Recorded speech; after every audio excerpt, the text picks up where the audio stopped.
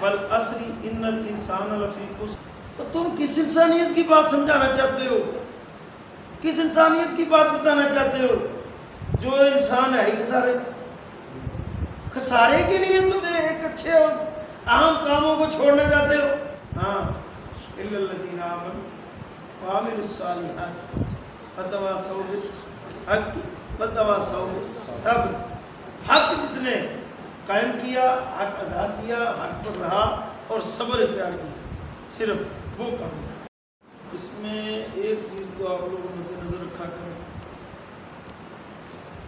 وہ یہ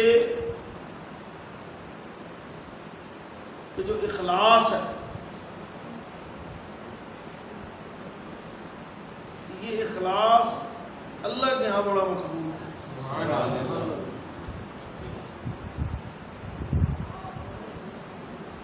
ایک روایت میں آتا ہے کہ اولین و آخرین جب حشر میں اکٹھے ہو گئے نا تو آواز دی جائے گی کہ جو فضیلت والے ہیں وہ کھڑے ہو جائیں.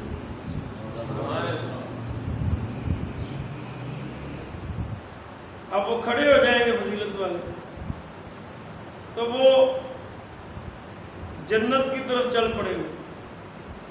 تو منادی دینے والا، آواز دینے والا پوچھے گا تم کدھر جا رہے ہو؟ وہ کہیں گے ہم جنت میں جا رہے ہیں. کیوں جا رہے ہو؟ ہم اللہ کے فضل والے ہیں. وہ پوچھے گا تم کیسے اللہ کے فضل والے ہو؟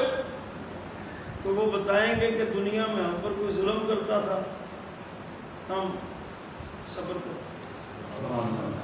کوئی ہمارے ساتھ زیادتی کرتا تھا، ہم صبر کرتے.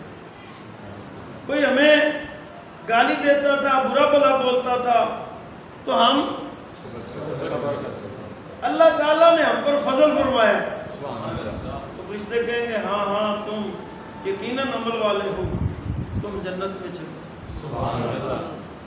پھر آواز دے گا ایک منادی کہ جو صبر والے ہیں وہ کھڑے ہو جائیں. اب صبر والے کھڑے ہوں گے. جب وہ کھڑے ہوں گے تو وہ بھی چل پڑیں گے. ان سے پوچھا جائے گا تم کدھر جا رہے ہو؟ وہ کہیں گے کہ ہم تو جنت کی طرف جا رہے ہیں. تو وہ پوچھے گا بھئی تم بغیر حساب کے جنت کی طرف جا رہے ہو؟ وہ کہیں گے ہاں، کیونکہ ہم نے دنیا میں اپنے نفس پر صبر کیا. جس کام سے اللہ نے روکا اس سے رکے، جس کا اللہ نے حکم دیا وہ کیا. تو اس لیے اللہ تعالی کے تمام وہ احکام جس سے منع کیا ہم نے صبر کیا. تو فرشتے کہیں گے کہ جاؤ تم بھی جنت میں جاؤ. پھر آواز دیں گے جو اللہ کے پڑوسی ہیں وہ کھڑے ہو جائیں.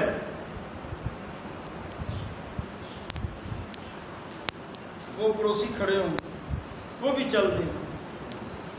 فرشتے ان کو روکیں گے بھئی تم بغیر حساب کے کدھر؟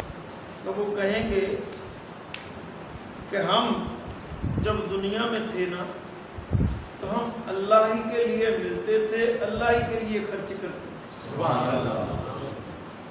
تو اللہ نے ہمارے اس عمل کے بدلے ہمیں اپنا پڑوس عطا فرمایا اور ہمارا اور کوئی لالچ نہیں تھا.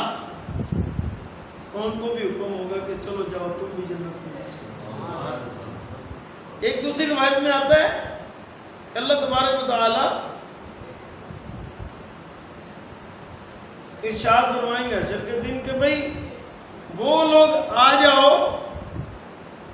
آج ان کو میں اپنا خاص سایہ عطا فرماؤں گا جس دن کوئی سایہ ساتھ نہ دے گا.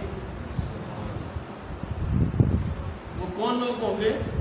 وہ لوگ ہوں گے جو للہ فی اللہ بغیر تما لالچ کے اللہ کی رضا کے لیے عمل کرتے ہیں. آج تو ہمارے سارے معاملات میں کہیں نہ کہیں لالچ تما آ جاتا ہے، مقاصد آ جاتے ہیں. اس لیے ہمیں اپنی بہت زیادہ تربیت اور اصلاح کی ضرورت ہے. ہاں یہ بات یاد رکھیں. جب بغیر لالچ اور طمع کے ہم کوئی کام کرتے ہیں اور اللہ کی رضا کے لیے کرتے ہیں، پھر اس کی جزا کچھ ہو رہی ہے. جو عمل بے غرض ہو، جو عمل کی جزا کچھ ہو رہی ہے، یعنی وہ کسی ترازو پہ آنے والی جزا نہیں ہے، وہ کسی پیمانے میں آنے والی جزا نہیں ہے. تو اس سے بھی بڑی بات ہے. حضور فرماتے ہیں دوستی ان سے رکھو، کن سے؟ جو تمہیں اللہ کے ذکر کی طرف لگا دے، اللہ کی یاد کی طرف لگا دے، اللہ سے محبت کرنے والے عمل کی طرف لگا دے. کیوں جی؟ دوستی وہ چنگی جیڑی جناب منزل تو اکھیڑ دے وے، یا دوستی وہ چنگی جیڑی منزل تو چاہ دے؟ ہاں، یہ جو ہمارا اجتماع ہوتا ہے اس کا مقصد بھی یہی ہے کہ اللہ اور اس کے رسول کی رضا مل جائے اور بندہ اپنے آقا مولا صلی اللہ علیہ وسلم کا سچا سچا وفادار ہو جائے. اور دور حاضر میں جو بڑے بڑے فتنے ہیں، آپ کو پتہ ہے، ختم نبوت کا مسئلہ ہے، ناموس رسالت کا مسئلہ ہے، تو اس کا تحفظ صحابہ کرام نے کیا. اس کا تحفظ صحابہ کرام کے بعد تابعین نے، تبع تابعین نے، اور آج تک 14 سال سے ہوتا آ رہا ہے. تو ہم بھی اس اذان کو دیتے ہیں جو اذان عشق ہے. اور یہاں پر ایک اہم بات ہے، عشق کی نماز وہ ہے جس کی اذان نہیں ہے. العشق نار یحرق ما سوی اللہ، یہ بڑا مشہور مقولہ ہے. عشق وہ آ گیا جو سوائے اللہ کا ہر چیز کو جلاتا ہے. تو اعلیٰ حضرت نے کیا کہا؟ اے عشق تیرے صدقے جلنے سے چھٹے سستے، جو آگ بجھا دے گی وہ آگ لگائی ہے. سنتے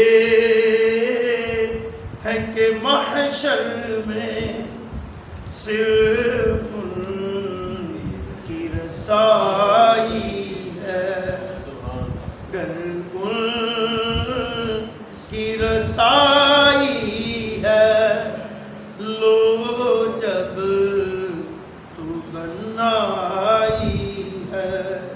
میرے اعلیٰ حضرت نے مسئلہ ہی حل کیا. سنتے ہیں کہ معاشر میں صرف ان کی رسائی، صرف ہر کوئی اپنے اپنے معاملات میں ہو، لیکن میرے آقا مولا اپنی امت کی نجات اور شفاعت میں ہو. یہ ذکر کا مہینہ ہے اور اس میں بڑا مشہور واقعہ ہے صلح الحدیبیہ ہوئی جی. اور اس صلح الحدیبیہ کے اندر مسلمانوں کے لیے بے شمار مسالے ہیں. پتہ ہے بیعت رضوان کی ہوئی، یہ وہاں سے بیعت چلی ہے. جب حضرت سینہ عثمان غنی رضی اللہ تعالیٰ عنہ گئے نا سفیر بن کر مسلمانوں کی طرف سے مکہ میں، تو مکہ کے اندر ابو سفیان جو اس وقت سردار مکہ تھا، اس نے حضرت عثمان اور دیگر تقریباً 10 ساتھی تھے، آپ کو قید کر لیے، افواہ اڑا دی. ادھر افواہ اڑا دی، ان کو شہید کر دیا گیا ان کو ساتھیوں سے. وہ حضور کے پاس افواہ پہنچی. آپ کریم آقا علیہ السلام حدیبیہ کے مقام کے اندر ایک میدان کے اندر ایک وہ کیکر تھا، تو وہاں پر آپ جب بیٹھے تو تقریباً 1400 صحابہ ارد گرد جمع ہو. تو بات یہ چلی کہ حضرت عثمان رضی اللہ تعالیٰ عنہ کو شہید کر دیا، جبکہ آپ نے فرمایا یہ افواہ ہے. لیکن چونکہ کفار جو تھے وہ ہٹ دھرم ہو چکے تھے اور وہ سمجھتے تھے کہ مسلمان جو ہے یہ جنگ کے لیے آئے ہیں، جبکہ ان کے جتنے بھی سفیر آئے تھے ان سب نے یہ بات کہہ دی کہ مسلمانوں کے پاس ہتھیار جنگی نہیں ہے، صرف ضروریات کے ہتھیار ہوتے ہیں جو راستے میں لے کر چلتے ہیں، تو اس لیے وہ جنگ کے لیے نہیں آئے۔ لیکن کفار نہیں مانے، انہوں نے کہا ان کو عمرہ کی اجازت نہیں دینی۔ تو اس موقع پر ادھر کفار نے حضرت عثمان کو یہ آفر دی کہ تم چونکہ آئے ہو تو تم عمرہ کر لو۔ تو حضرت عثمان رضی اللہ تعالیٰ عنہ نے کیا فرمایا کہ میرے آقا مولا اور میرے آقا کے اصحاب جو ہے وہ اگر عمرہ نہیں کریں گے تو میں عثمان کیسے عمرہ کر سکتا ہوں؟ اس لیے ادھر انہوں نے حضور سے محبت اور وفا میں اپنی جو استقامت تھی وہ قائم رکھی، تو پھر ادھر حضور نے پھر جب بیعت رضوان لی نا تمام صحابہ سے، تو پتہ کس بات پر بیعت ہوئی؟ اور بھی آپ نے باتیں تو دو باتیں اہم ہیں، ایک بیعت فرمائی کہ موت پر بیعت اور دوسری جہاد کے لیے بیعت۔ تو جب بیعت لی گئی تو آپ نے فرمایا ایک ہاتھ میرا اور یہ ہاتھ عثمان کا ہے۔ یہ ہے بات کہ ادھر انہوں نے اگر وفا کی تو حضور نے بھی اسی وقت آپ کے لیے اپنے ہاتھ کو عثمان کا ہاتھ کہہ دیا۔ یہ ہاتھ کون سے ہیں؟ یعنی جو حضور نے فرمایا کہ یہ ہاتھ عثمان کی طرف سے، تو یہ ہاتھ رب قرآن میں فرماتا ہے ید اللہ، ید اللہ والے، یہ اللہ کا ہاتھ ہے۔ کہہ رہے ہیں اکرم علیہ وسلم کا جو ہاتھ ہے وہ اللہ کا ہاتھ ہے۔ تو وہ پھر جو اس وقت بیعت ہوئی، اور وہ بیعت جب 14 صحابہ نے بیعت کی اور موت پر بیعت کی کہ ہم مر جائیں گے، شہید ہو جائیں گے، اگر یہ سارا معاملہ ہوا ہم ایسے نہیں جائیں گے، تو وہ کفار پر نہ ہیبت تاری اور وہ ڈر گئے۔ بہرحال صلح الحدیبیہ ہوئی، یہ واقعہ تو ایک اپنی جگہ بڑا طویل ہے، لیکن یہ زیقات کا بڑا اہم واقعہ ہے۔ 6 ہجری میں یہ ہوا، حضور عمرہ کے لیے تشریف لائے۔ تو بات کرنے کا مقصد یہ ہے، آپ لوگ جب اجتماع میں تشریف لاتے ہیں نا تو یہ ہمارا آنا بیٹھنا اللہ کسی مقصد کے لیے، دنیا کے لیے نہیں۔ ہاں یہ واضح میں آپ کو، ہمارا آنا صرف اور صرف اللہ اور اس کے رسول کے لیے۔ تو جب اللہ اور اس کے رسول کے لیے ہو تو پھر اللہ رسول تمہارے کوئی کام پیچھے رہنے دے۔ ہاں اس لیے اپنے زندگی کے معاملات اور زندگی کے مسائل کو اور اپنی زندگی کو ایک ڈائریکشن پہ لے لیں۔ زندگی میں یہ کامیابی نہیں ہے کہ تم بہت بڑے انڈسٹریل بزنس مین یا بہت بڑا بنگلہ کوٹھی مکان کے مالک بن گئے تو تم کامیاب ہو، یہ کوئی کامیاب نہیں۔ ایک ٹیچر تھا بیٹا، استاد، بڑی مشہور بات ہے، تو اس طرح طلباء بھی بیٹھے، اس نے پوچھا تم لوگوں کی بڑی سے بڑی کیا خواہش ہے، کیا تم زندگی میں، آخری سیشن تھا کلاس کا، ہوتا ہے کبھی کبھی کوئی اچھے جو ٹیچر ہوتے ہیں، استاد ہوتے ہیں، وہ تربیت کرتے ہیں اپنے طلباء کی، اپنے اسٹوڈنٹس کی، تو آخری سیشن میں وہ پوچھتا ہے بھائی تم لوگ اب تمہاری پڑھائی مکمل ہو گئی ہے، اب تم کیا بنو گے اور تمہارے کیا مقاصد ہیں؟ خیر ہر ایک نے اپنی استطاعت اور سمجھ اور شعور کے مطابق کوئی نہ کوئی، کسی نے کہا جی میں ڈاکٹر بنوں گا، میں انجینئر بنوں گا، یا میں تو بڑا بزنس مین بنوں گا۔ ایک بچہ وہ دونوں خاموشی سے بیٹھا، اس نے اس کو پوچھا تم نے کوئی جواب نہیں دیا، اس نے کہا جی میرا تو بہت بڑا مشن ہے، تو میں اگر شاید بیان کروں تو شاید یہاں پر آپ لوگ ہنسنے لگتے ہیں، اچھا تیرا کیا مشن ہے؟ کہتا جی میں نے تو یہ ٹارگٹ بنایا کہ میں نے 10 کروڑ روپے اکٹھا کر، 10 کروڑ روپے اکٹھا کر، اچھا تم 10 کروڑ اکٹھا کر کے کیا کرو گے، چلو بتاؤ۔ اس نے کہا جی میں ایک بہت بڑا اچھا سا مکان اور گھر بناؤں گا جو 2-3 کنال پہ ہوگا اور اس کے بعد گاڑی ہوگا. اچھا تم گھر بناؤ گے تو وہ کتنے کا ہوگا؟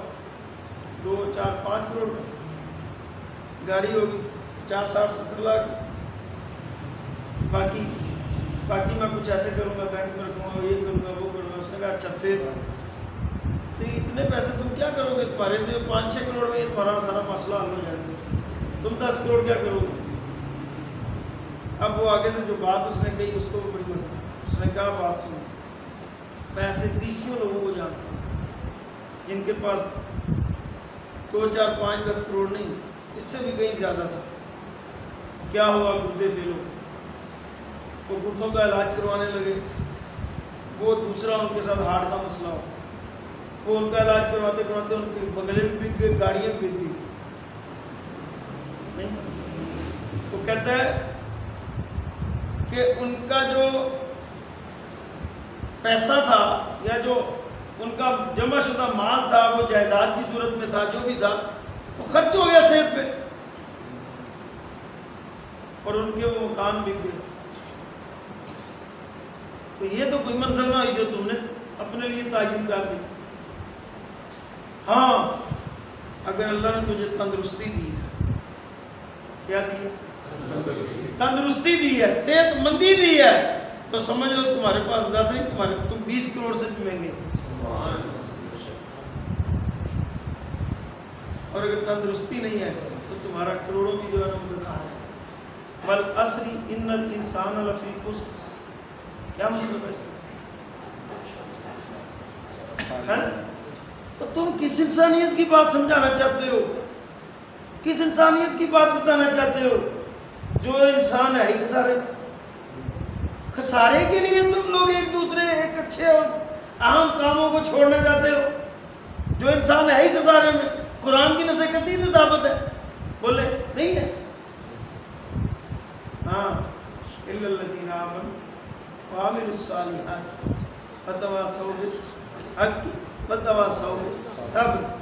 حق جس نے قائم کیا، حق ادا کیا، حق پر رہا اور صبر اختیار کیا، صرف وہ کام اور اچھے اعمال کرتا ہے. اب آپ کو بتانا یہ چند باتیں جو آپ کے سامنے دشوار کی ہیں، ان میں یہ بنیادی چیزیں ہیں کہ ایک اپنی لائف کی، اپنی زندگی کی ڈائریکشن بنائیں کہ ہم نے جینا بھی حضور کے لیے اور مرنا بھی حضور کے لیے. یہ فرسٹ پرائورٹی ہے. سیدنا صدیق رضی اللہ تعالیٰ عنہ سے بھی کسی نے پوچھا کہ آپ کو رسول اللہ صلی اللہ علیہ وسلم کا قرب کیسے ملا؟ تو آپ نے فرمایا کہ میں نے ہر کام سے پہلے اپنے آقا مولا صلی اللہ علیہ وسلم کا کام رکھا.